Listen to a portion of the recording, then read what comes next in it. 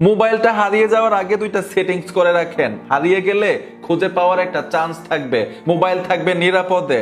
আপনার মোবাইলটা screen lock থাকা অবস্থায় কেউ বন্ধ করতে পারবে না, নোটিফিকেশন বা টান দিলে কোনো কিছু আসবে না, আপনার মোবাইল থাকবে নিরাপদে। দুইটা সেটিংস অন করে রাখেন। মোবাইল থেকে সেটিংস অপশনে চলে আসবেন, একটু নিচে চলে আসতে হবে, নোটিফিকেশন এন্ড স্ট্যাটাস বার লেখা আছে, এইখানে ট্যাপ দিবেন, লক স্ক্রিনে চলে আসবেন। এইখানে দেখুন একটা অপশন আছে, এই অপশনটা অফ করে দিবেন।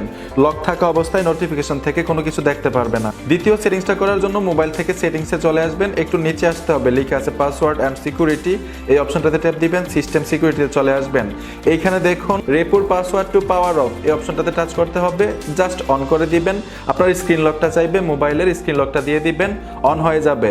এখন আপনার মোবাইলটা স্ক্রিন লক থাকা অবস্থায় কেউ বন্ধ করতে পারবে না। তার মানে হচ্ছে যদি আশেপাশে হারিয়ে যায় সাথে সাথে কল করতে পারবেন, সিমটাকে বন্ধ করতে পারবে না, মোবাইলটাকেও বন্ধ করতে পারবে না, এই দুইটা সেটিংস যদি অন থাকে।